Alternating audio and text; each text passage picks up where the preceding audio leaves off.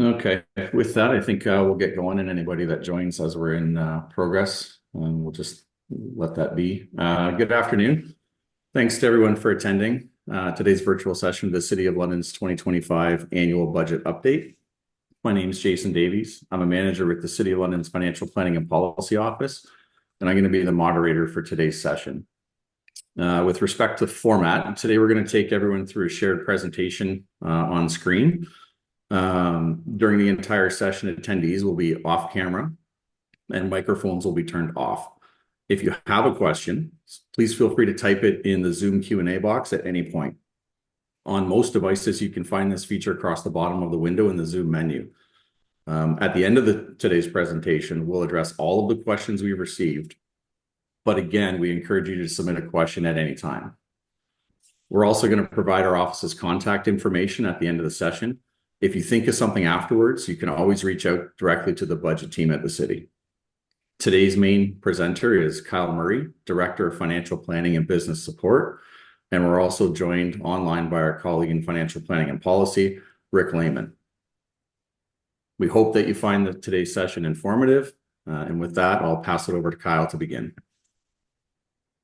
Thank you, Jason. Appreciate the introduction, and thank you everyone for tuning in today for our conversation about the City of London's 2025 budget update. So the 2025 annual budget update document is available online at london.ca/budget. It is also available on our public engagement page, which is getinvolved.london.ca/budget. Today, we'll walk you through a refresher on the annual budget update process and where it fits in the overall multi-year budget process that we utilize here at the City of London. I'll provide a recap of where we were coming out of the 2024 to 2027 multi-year budget process, and as we head into this 2025 budget update. I'll then walk you through the specific 2025 budget amendments before concluding with the key dates in the budget process and how you can specifically get involved. So the 2025 budget update reflects the first annual update to the 2024 to 2027 multi-year budget. That multi-year budget was deemed adopted back on March 1st of this year. The annual budget update process is a really important component of our overall multi-year budget process because it allows for strategic adjustments to occur during the course of the multi-year budget cycle. We like to think of this as the opportunity to make course corrections as we go through the multi-year budget cycle. An annual budget update is not intended as a full redo of the multi-year budget. Now, that's not to say that previous decision points cannot be revisited. They certainly can be. However, the focus of an annual budget update is really on the required amendments to address material changes that have arisen since the adoption of the multi-year budget. These budget amendments typically fall into the three categories that are listed on this slide. New or changed regulation being the first category, the second category being new council direction, and finally, the third category is unanticipated cost or revenue pressures that have arisen. Now, I also wanted to mention very quickly the Strong Mayors legislation that outlines the requirements and timelines associated with the municipal budget process. So the Strong Mayor legislation was originally introduced by the province in 2022 and was extended to London in 2023.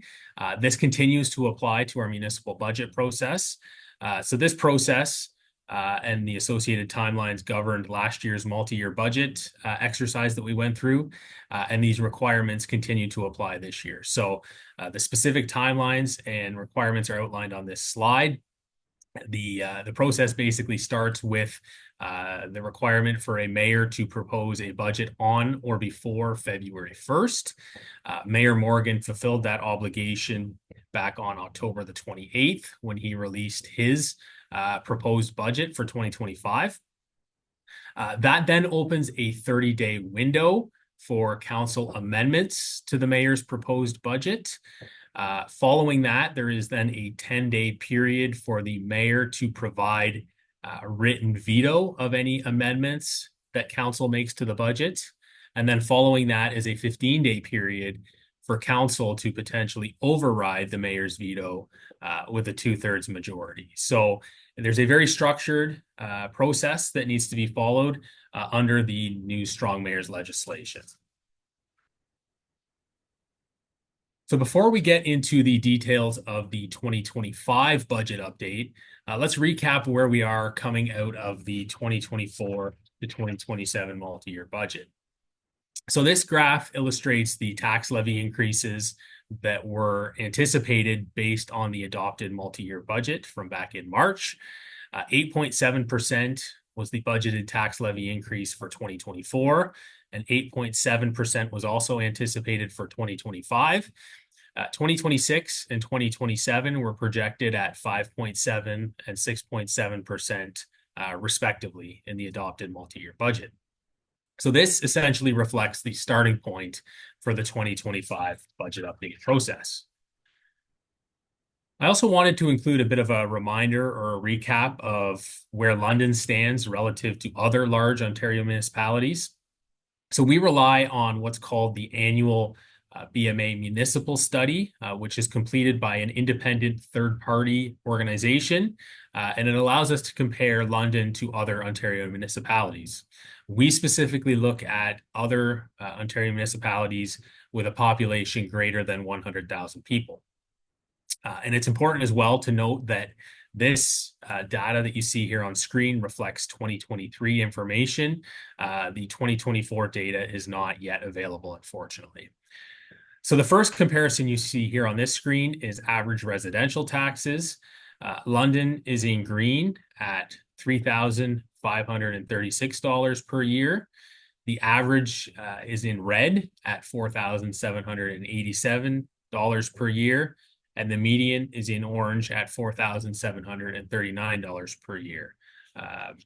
If we go to the next comparison, this is average residential property taxes as a percentage of household income. So London, again, is in green at 3.5% of average household income. The average amongst municipalities with a population greater than 100,000 people is 3.9%. That's in red again. And the median is once again in orange, and that is also at 3.9%. The next comparison is commercial property taxes. London is in green at $2.99, and that is per square foot of commercial office space.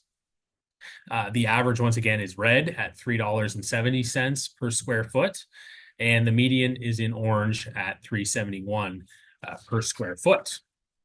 And finally, for comparison purposes, we'll look at industrial property taxes.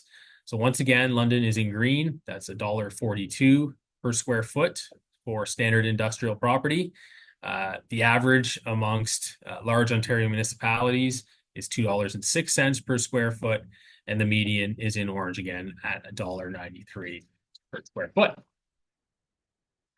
So with that, let's shift then to looking at what is before council as we embark on the 2025 budget update process. So unique for this year, and as a result of the Strong Mayors legislation that I talked about earlier, we've categorized the various budget amendments into two categories. The first being those that are included in the mayor's tabled budget for council's consideration, and the second category being other amendments that are not included in the mayor's budget, but are presented for council consideration and discussion. These other amendments are presented to facilitate a fulsome discussion as well as public engagement on all of the various decision points in the budget process. So we'll start with the property tax supported budget and specifically look at the amendments that are included in the mayor's tabled budget. So budget amendment P1 relates to new council direction to implement a program to prevent the practice of rent evictions from occurring in London.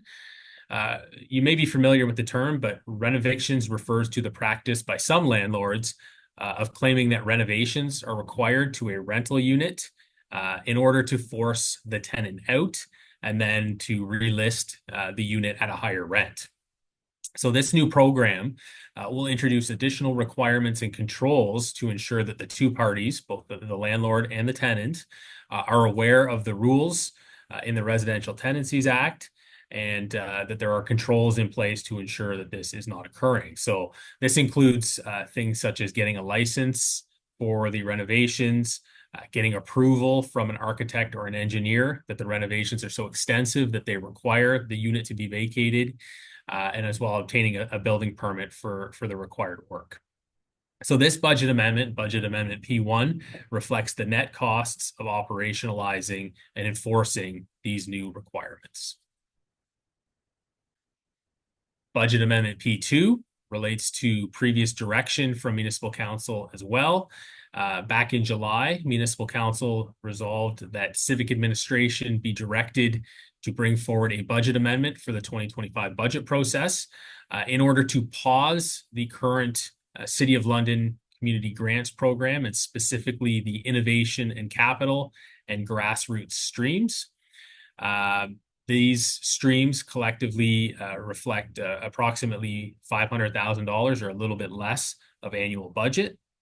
And Council directed that we implement a reduced program up to a maximum of $250,000 per year, funded through one of our reserve funds while the program is undergoing additional review. So ultimately, what this budget amendment reflects is the net tax levy savings that are associated with this previous council direction. Budget Amendment P3 also relates to previous direction from Municipal Council, also coming from the July council meeting. And they directed Civic Administration to bring forward a budget amendment to pause the Neighborhood Decision-Making Program as well. So the Neighborhood Decision-Making Program, some of you may be aware, is a participatory budgeting program that allocates $50,000 to each of 5 geographic areas of the city, and allows for residents to submit ideas and then to vote on those ideas in terms of where they would like to see those funds allocated. So this amendment is to pause that program for the remainder of this multi-year budget cycle while the program is undergoing further review. So this amendment again reflects the net tax levy savings associated with going in this direction. Budget Amendment P4 is once again another direction from Municipal Council, and again coming from the July council meeting. They have directed Civic Administration to fund Film London, which is London's program to attract the film industry to London. This program was previously funded on a temporary basis from 2021 until 2024. This budget amendment is to continue that funding on a more permanent basis. But there are 2 parts to this amendment. So Part A is the cost to continue the program. Part B is a direction from Council to reduce the contribution to one of our reserve funds, specifically the Economic Development Reserve Fund, in order to offset the costs of the Film London program. So overall, there is no net tax levy impact associated with Budget Amendment P4. Budget Amendment P5 relates to the London Transit Commission. They have experienced pressures in their capital budget related to bus replacements due to inflationary pressures. To offset this challenge, surplus funds are recommended to be shifted from their operating budget to their capital budget. So it effectively results in LTC solving their own challenge, resulting in no overall net tax levy impact as a result of this budget amendment. I should also note that there are no impacts to service hours associated with this, as service growth will continue to commence in September as it has in years past. Budget Amendment P6 relates to some timing changes with a handful of transportation capital projects to ensure effective and efficient coordination of works. There are also no tax levy impacts associated with these timing changes. Budget Amendment P7 is a request from the London Public Library. As part of last year's multi-year budget process, the library received a fairly significant amount of one-time capital funding, with a direction as well to come back to council once they had completed their asset management plan. That work has since been completed, and they now have a better understanding of their long-term needs. So they have now put forward this request for additional capital funding to address the overall conditions of their library capital infrastructure. So this amendment has a tax levy impact of $1.6 million commencing in 2026. So it does not impact 2025 at all. Budget Amendment P8 is another previous direction from Council. Council previously directed that their respective annual expense accounts were to be reduced from $15,000 per year to $13,500 per year. So this amendment reflects the tax levy savings associated with that. Budget Amendment P9 has been put forward by the London Police Service. The police administration, as well as the police board, have reviewed their 2025 budget, and they recommend a strategic one-time drawdown in the amount of $850,000 from their reserve fund. This has the effect of essentially reducing the net tax levy funded portion of the police budget that property taxes go to fund. This is a one-time drawdown for 2025, but the police service will be continuing to look at further options to address 2026, and 2027 budgets as well. Budget Amendment P10 is coming from the London Transit Commission as well. This also reflects a one-time budget reduction to their operating budget in the amount of approximately $1.5 million. They have completed a line-by-line review of their 2025 budget and have been able to identify approximately $1.5 million that they are able to reduce their budget by. Like the police reduction, again, this is a one-time reduction for 2025 only, and will be reassessed for 2026 and 2027. Budget Amendment P11 is another previous direction from Municipal Council as well. Council directed Civic Administration to utilize $3 million from the Community Investment Reserve Fund to reduce tax levy requirements over the remainder of this multi-year budget period, so 2025, 2026, and 2027. This reduction is in the amount of $1 million per year. In keeping with the reduction theme, Civic Administration conducts regular reviews of its budgets as well, in order to ensure that they continue to reflect the resources that are required to continue delivering the 90+ services that Londoners rely on every day. So based on the results of these reviews and this work, Budget Amendment P12 has been prepared, which identifies savings over the next 3 years in the amounts of approximately $6.8 million in 2025 and more than $4 million per year in 2026 and 2027. It's important to note that there are no service impacts associated with these reductions.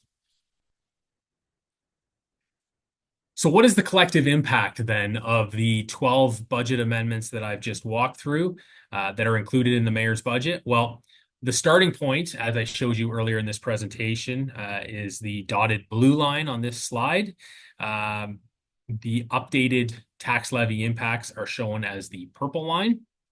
So as you can see, the 2025 tax levy increase has been reduced by about 1.3%.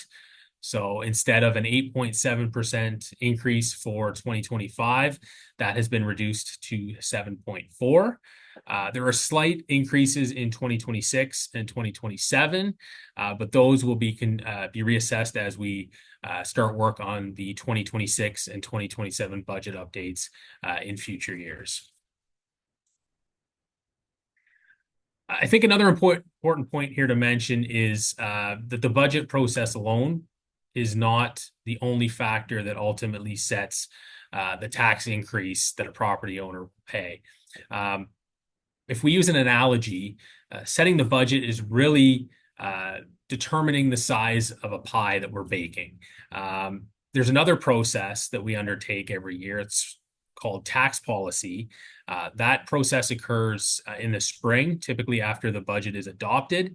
And that, to continue the analogy, basically determines how the overall pie is to be sliced between the various property classes, whether that be residential properties, multi-residential properties, commercial properties, industrial properties, and so on.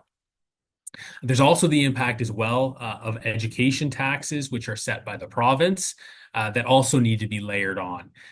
So just to illustrate how this shifts ultimately what the individual tax increase will be, for last year, for 2024, the budget increase, of course, as I walked you through earlier in this presentation, was 8.7%. However, when you factor in tax policy decisions, as well as the impact of provincial education taxes, the average residential tax increase for 2024 was actually only 7.7%, not 8.7%. So all that to say that the budget process is not the only factor that determines ultimately what the tax increase will be for 2025. So let's move on now to the other amendments that were not included in the mayor's proposed budget, but have been put forward for consideration and discussion. And there's only one amendment in the property tax budget that falls into that category.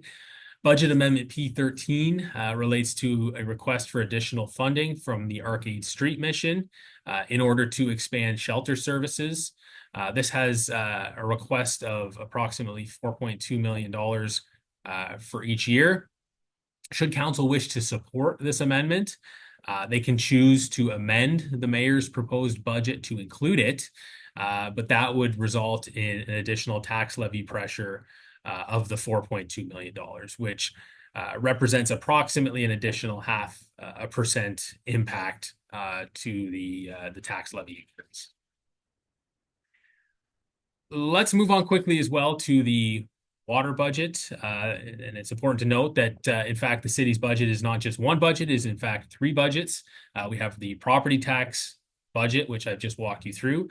There's also the water budget and the wastewater and treatment budget. So let's start with the water budget. And there are only two water budget amendments, both of which are included in the mayor's proposed budget. Amendment W1 relates to timing changes and a cost increase related to upgrades on Wickerson Road and Southdale Road. These projects are largely development charges funded, so they do not have an impact on water rates. Amendment W2 relates to aligning the timing of water main upgrades on Warncliffe Road with other corresponding road upgrades that are planned to occur on that stretch of road as well. Those upgrades have been deferred to the next multi-year budget cycle. So this amendment is deferring also the waterworks that were intended to occur in that stretch as well. So there's no impact to water rates as a result of this amendment either. Let's turn to wastewater. So there's only one wastewater budget amendment, which is included in the mayor's proposed budget. This relates to a budget increase for land acquisition for a stormwater management facility to be located in the vicinity of Highbury Avenue and Oxford Street. This is another development charges funded project, so there are no impacts to wastewater rates as a result of this amendment. Okay, so we've come to the most important part of the presentation now. Let's spend a couple of minutes talking about key dates in the process for this year, as well as how to get involved and provide your input and feedback. So with the strong mayor requirements in mind that I walked you through earlier in the presentation, we've set the budget timetable for this year to ensure that we can both satisfy the legislative timelines that we have to meet, but also to ensure that we leave the most amount of time possible for engagement and discussion about the budget as well. So The next important date to be mindful of is November the 19th. That is the public participation meeting that will be occurring at Budget Committee. That starts at 4 o'clock on November the 19th. It's the opportunity for members of the public to come and address council as a whole, sitting as the Budget Committee, in order to provide your feedback and input on the 2025 budget. Shortly thereafter, on November the 21st, we'll get into the actual deliberations that will occur on the budget. Those deliberations will continue on November the 22nd, if need be. We'll then get to formal council approval of any amendments that they wish to make to the 2025 budget on November the 27th.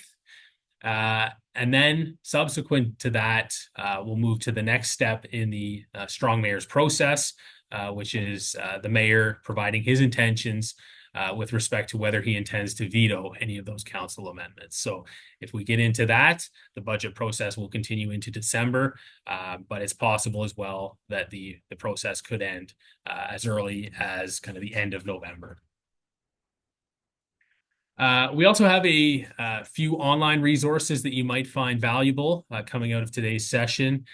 We are running a survey on our Get Involved page that allows you to share your preferences on the various budget amendments that I walked through today.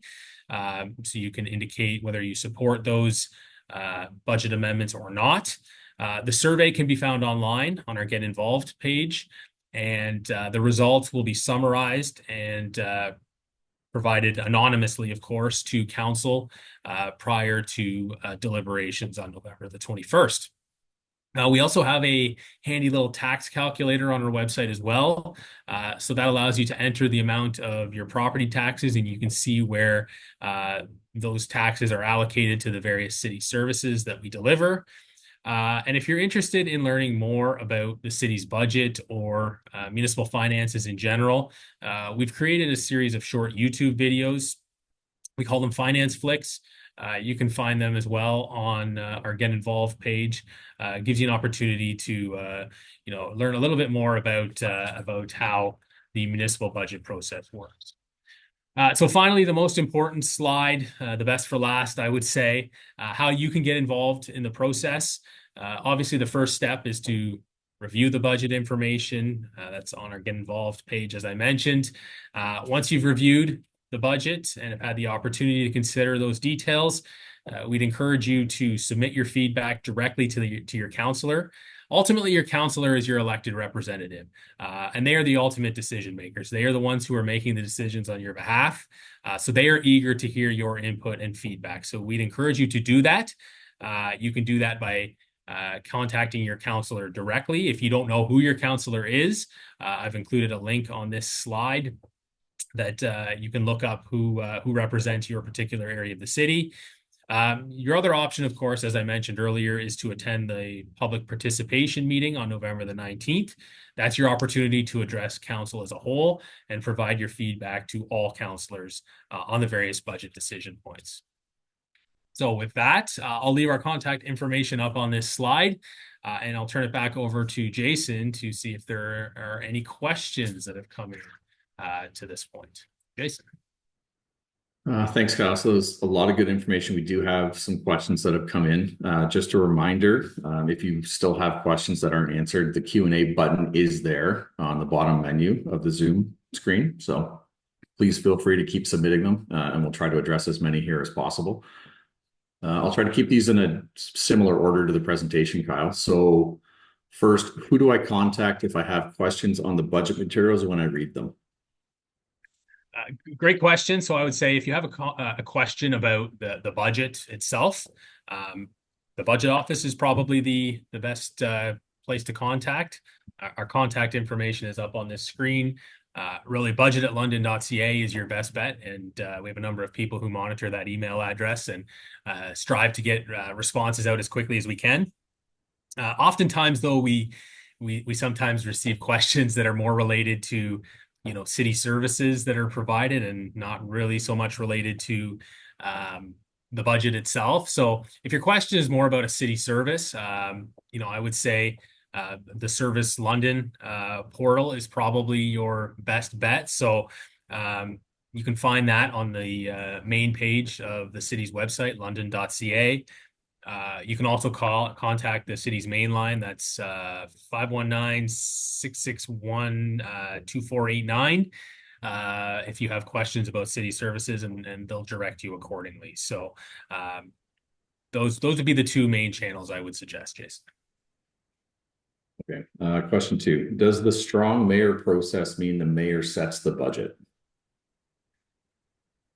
Yes and no, I think is the answer to that. The legislation provides a process, and it provides very specific timelines that go along with that process to have the budget ultimately proposed and then approved. So the legislation is very clear, and as I walked through earlier in the presentation, it requires that a budget that is proposed on or before February 1st is the mayor's budget. So if the mayor does not propose a budget on or before February 1st, that responsibility then falls to council to do that. Even if, though, the mayor proposes a budget on or before February 1st, which Mayor Morgan has done, the mayor's proposed budget can still be amended by council. They can put forward amendments to the mayor's budget, and if there is a majority that support those amendments can be made. As we talked about, there's also the ability, of course, for the mayor to potentially veto council amendments, and then for council to potentially override the mayor's vetoes. However, at the end of the day, ultimately, it is council who ultimately retains control over the budget, although the budget itself is originally proposed by the mayor under the new Strong Mayors regime. Perfect. Okay, we've got a few questions that circle around property taxes. So first one, when will property values be updated on tax assessments? It's a great question. It's a question I'm not sure I have a great answer to, unfortunately. So property tax assessments are the responsibility of MPAC, the Municipal Property Assessment Corporation. That's a provincial entity. That is not a municipally controlled entity. So we do not have definitive timing in terms of when those reassessments will occur. They have only said at this point that assessments will continue to be based on the last assessment that was completed prior to COVID. So that is the 2016 assessment at this point. They have only indicated, at least at this point, that that will not change in the short term. So I don't know. I don't have a definitive answer to when those reassessments will occur. But I'll also mention at this point that I think it's important to clarify and to reiterate that even when the reassessment process occurs, that does not automatically mean that your taxes are going up. That's a misconception we commonly hear. We hear, oh, my assessed value of my property is going to double, so my property taxes are going to double. Well, no, that is simply not the case. When the reassessment eventually happens, the impact on your individual tax bill is really determined by how your assessed property value changes relative to the city as a whole. So if your property increases in value, let's say less than the average for the city as a whole, you'll in fact see a reduced tax impact as a result of that reassessment.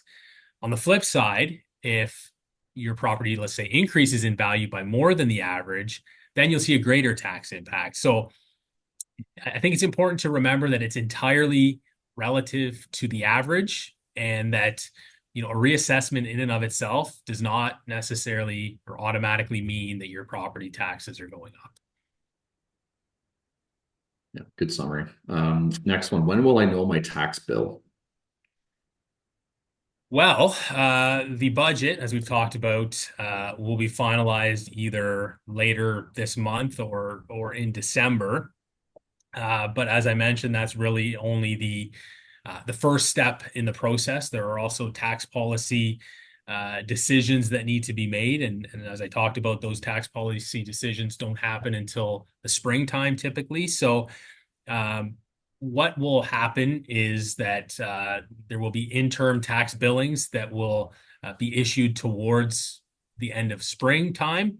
And then once all those tax policy decisions have been finalized, at that point, final tax bills will be made available and sent out prior to the June installment deadline of property taxes.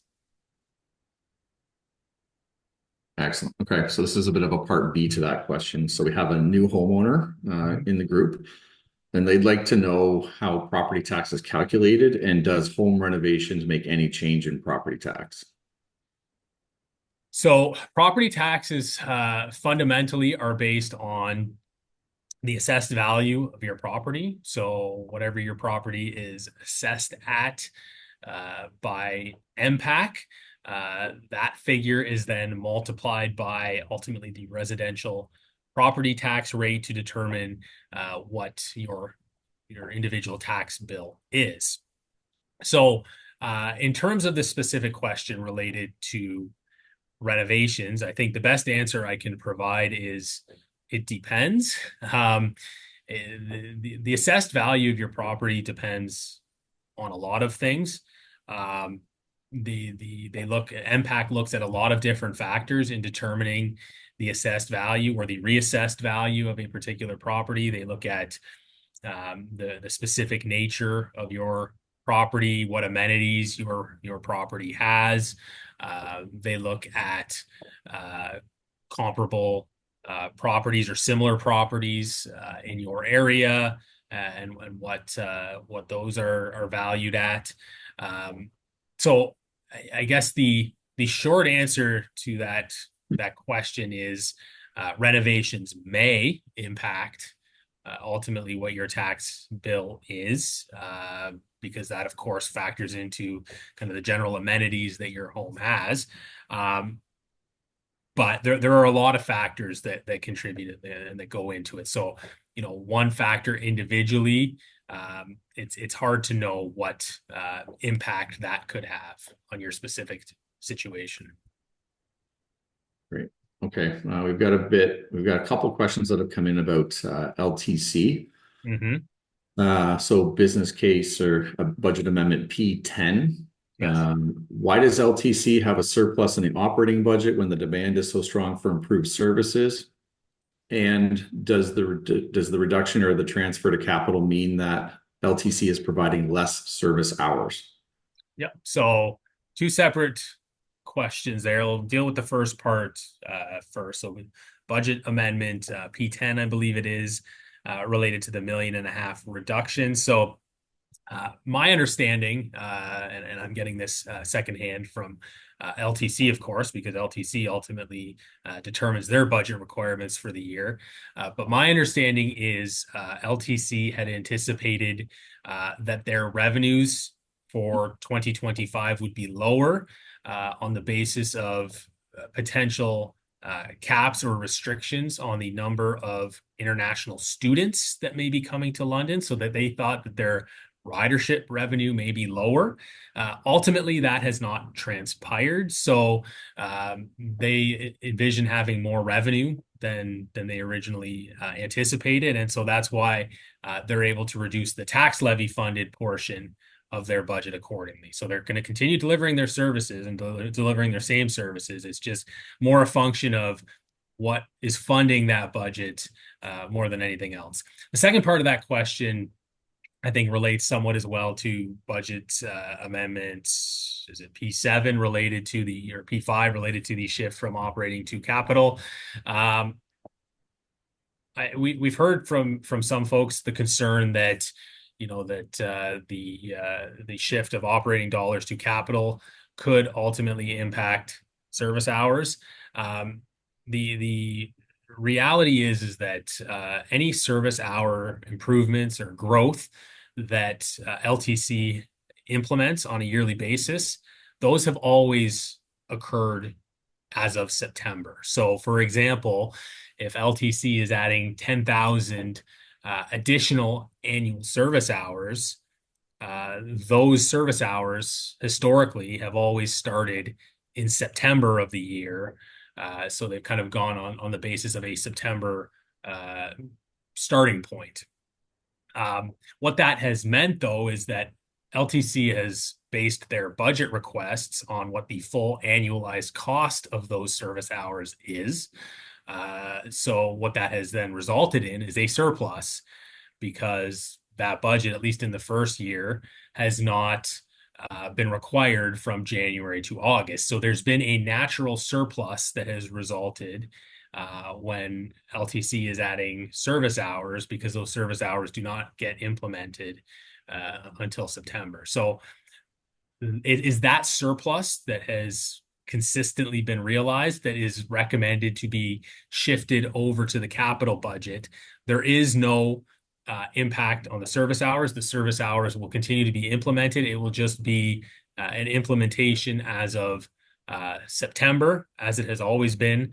You know, that service growth will continue to occur.